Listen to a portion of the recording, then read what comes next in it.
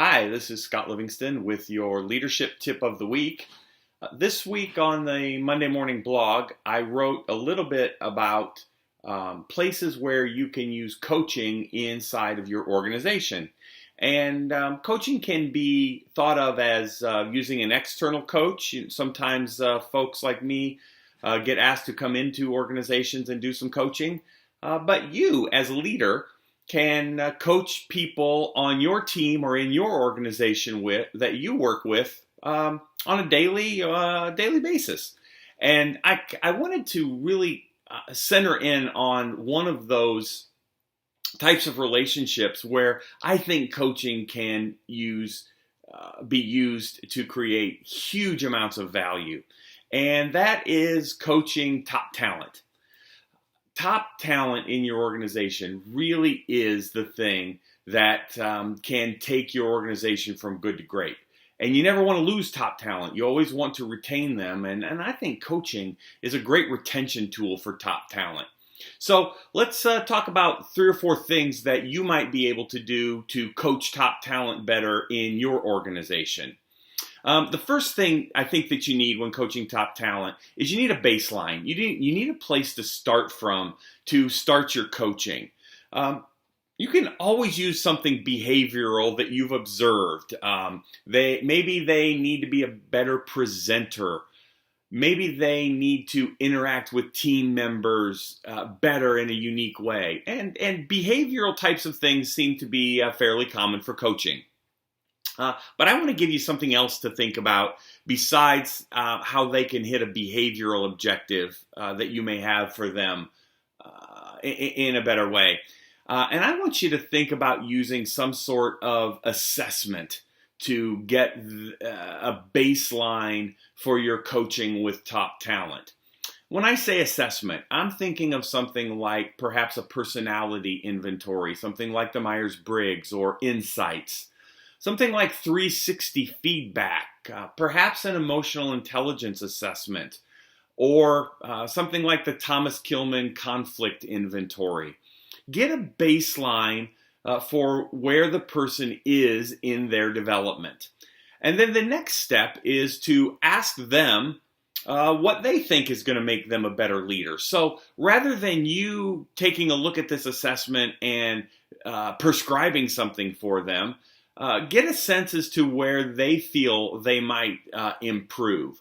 So, for example, if you took a Thomas Kilmann conflict inventory and let's say the person scored real high as a collaborator with people, then perhaps you would work with them and their development on places where they could avoid conflict. You know, there are places where avoiding conflict is actually the best outcome rather than always being collaborative.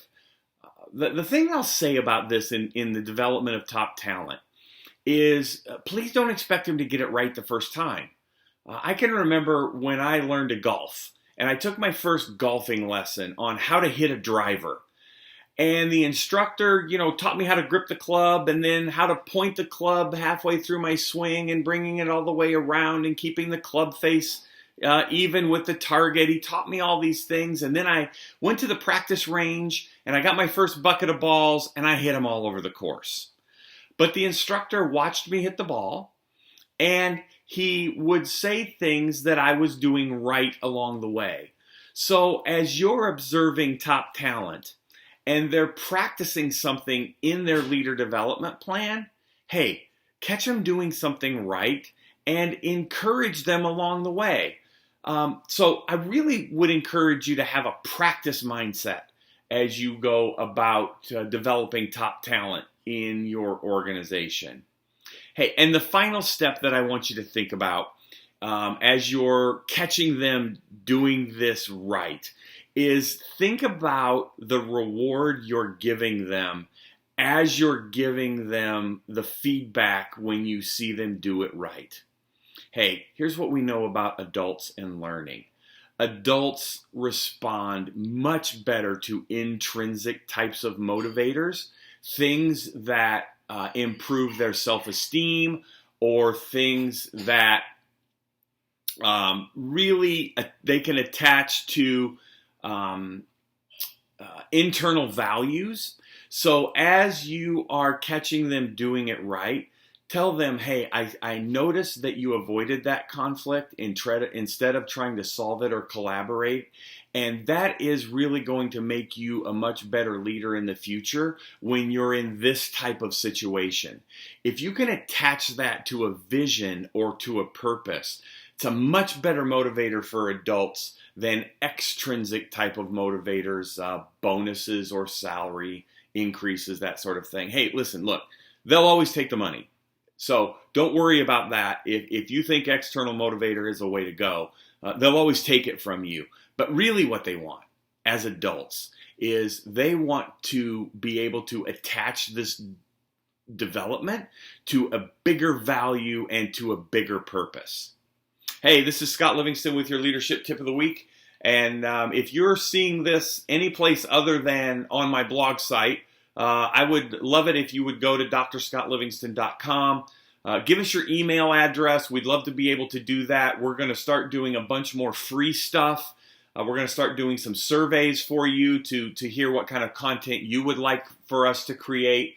We're going to just do some really cool stuff, and we don't want you to miss any of it. And so give us your email and so that you'll be able to get the content, some of it free. A lot of it's going to be free, and you'll just be able to get that kind of stuff so that you can make yourself a better leader. It's great working with you. If you have a comment for us, leave that at the blog at drscottlivingston.com as well. Hope you have a great rest of your week.